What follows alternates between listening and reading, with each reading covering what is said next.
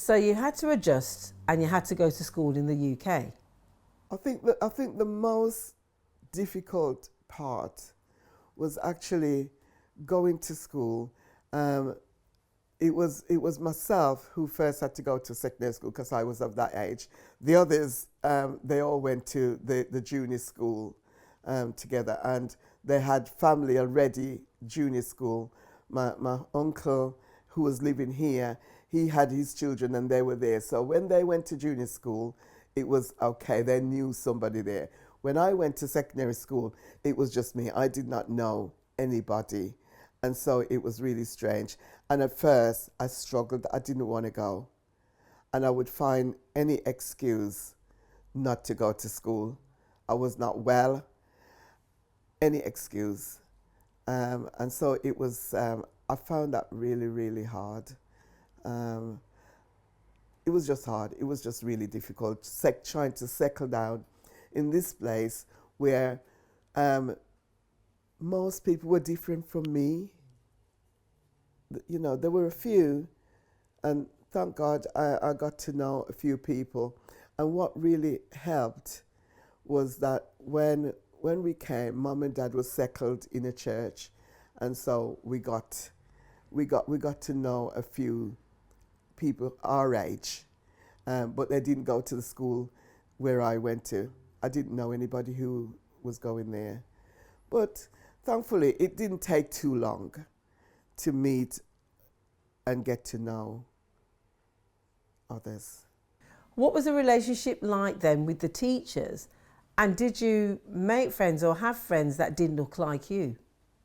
I really can't remember having any friends that weren't black. I can't ever remember making any friends that weren't black. We moved from West Bromwich because we were then, my parents was given a council house, and so we moved to Tipton. I don't know if you guys know anything. Yeah. Tipton, as they Yeah, say. yeah. So we moved to the Black Country from there. So I didn't stay in West Bromwich School. It was George Salter School that I went to. Yeah. So I didn't stay there for too long. I think I probably stayed there for no longer than about 6 months. Yeah. So by the time I started to settle down there, I was moved again. Yeah. And so I was, 13 and a half then when we moved there. And so that's when the real problem started, really, for me.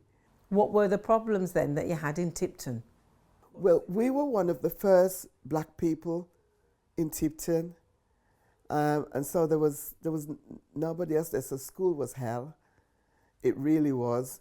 Whereas when I was at West Bromwich, I was sort of settling and thinking, okay, I could get to like this. When we went to Tipton, it was like, I need to get out of here. I need to get out of here, because it was not good. My siblings, being the oldest, I felt like, okay, you haven't got long left here. By the time you're 15, you'll be out of here. My siblings, they had it really, really rough. There was fights, constant fighting, constant being expelled from school. And how was all of this for Zed? He had his problem, but it wasn't even so much him. It was my younger sister. It was my younger sister. By the time my other siblings got to school, it was like, the Alexanders, we can't cope with them. We don't really want them here. Yeah. But for Zed, I think by then, he'd sort of mellow a little bit, and he wasn't as bad. I think the drama was when our parents left him in Jamaica. That's when he sort of went off the rail a bit. He was the first one to come here, and so he got close to Mum and Dad before we got back. It was just him and them. And so he sort of mellowed a bit. He went to infant school with my uncle's children. Yeah, so it wasn't so bad for him. But when my other sister came, and went straight to school at Tipton. That was a nightmare. It was like, and she was having none of the rubbish. It was like, oh, it was not good. It was chairs over people's head and all sorts of stuff. Yeah, I'm surprised she didn't get locked up because she was not having any of the nonsense. Yeah. How did your parents cope with all of this? It was rough because, like, especially for mom, it was always mom who was going to school because dad, poor thing, he worked day and night. So it was always mom who was getting carted off to school to deal with it. My sister, her name's Alberta, we call her Pinky, she spent more time at home than she did in school. Yeah. Did you ever have conversations with your parents about leaving Jamaica? To be honest, as children, we really didn't have any of those conversations, really. Back then, it was like you didn't ask certain questions, yeah? So we didn't have any. It was later on in life, as Dad got older, that Dad felt a bit more comfortable talking to us about actually coming back to Jamaica for us, because like Dad would say, we would tell Dad how grateful, because we would always say to Dad how grateful we are that he actually came back for us, because we have families who the men came here and forgot about their family out there back in Jamaica. Even my own uncles, I've got 2 uncles who came here and left their wife and children and never returned for them. So we were constantly telling Dad how grateful we are that he didn't leave us and that he came back for us. And then Dad would say, he started telling us about these 2 families that looked after him when he came. And again, it was through the church, because he found himself a church with these 2 families. It was the Baker and the Browns, and they looked after Dad, and Dad would say, they're the ones who encouraged me to say, you've got your wife and your children back, you need to go back for them. Yeah, I think, because other than that, so I'm grateful to them. Yeah, I met one of this family, just the wife, because the other 2 and the husband had died. And when my sister came over from America about 3 years ago, we actually looked up this lady and went and sat with her. And she was 89, because she's 92 now, and sat with her, bought her flowers and stuff, and told her how grateful we are that they encouraged Daddy to come back for us.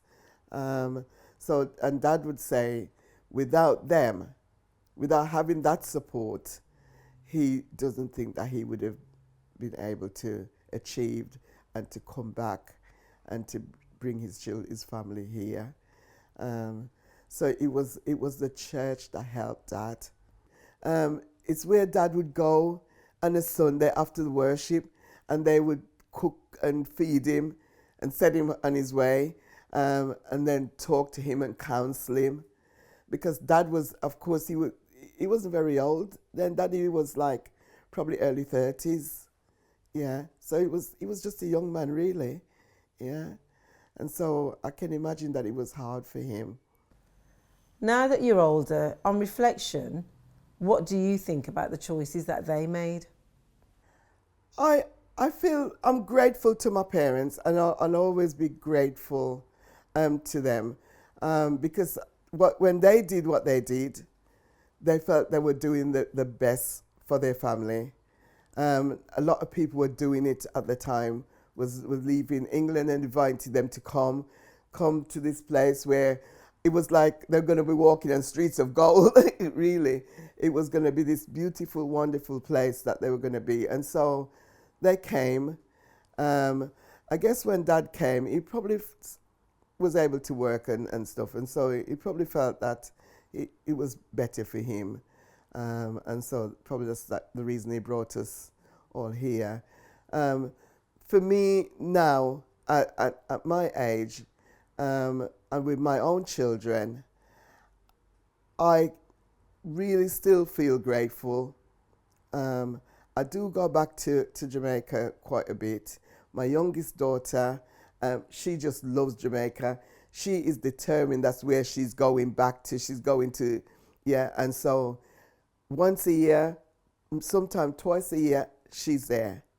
Yeah. For me, I've got used to being here. My grandchildren are here. So I'm sort of settled. Margaret, what would you like to say to future generations? That's a difficult one, because I can see both sides. I can see the struggle that my parents went through, that my children's grandparents go through.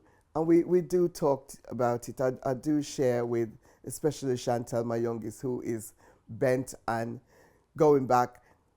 Mom, I was born here. I know this is where we are, but I still don't want to be here. I still don't want to be here.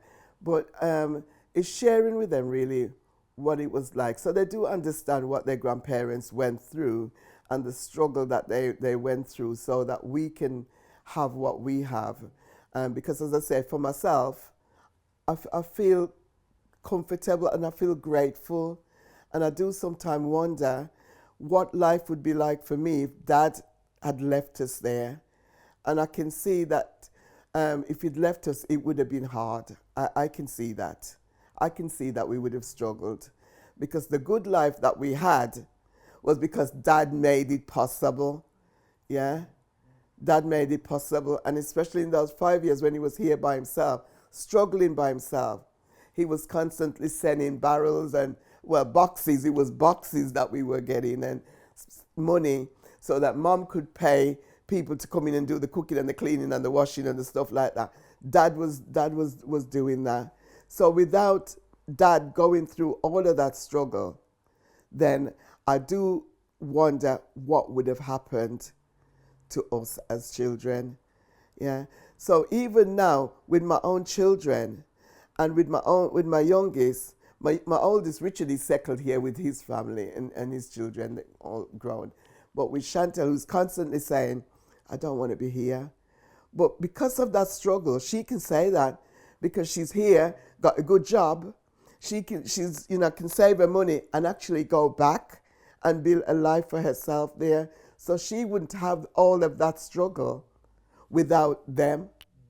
And so I try to share that with them, to say, this, you've got this now because of what your grandparents actually went through. Yeah. If they hadn't gone through that, I wouldn't have got what I've got. And because of that, you wouldn't have what you have. Yeah. It's interesting that she wants to go back. Well, not go back. She wants to go and live there because she was born here. So she wants to go. And because she goes so regularly, she's got an aunt out there who is really, really doing well, who lived here as well and have immigrated back to, well, she was born here, but is now there. But it's because of what their parents did. Yeah. And the struggle that they went through, why we now have what we have. Yeah. How did you feel about the boxes or barrels arriving?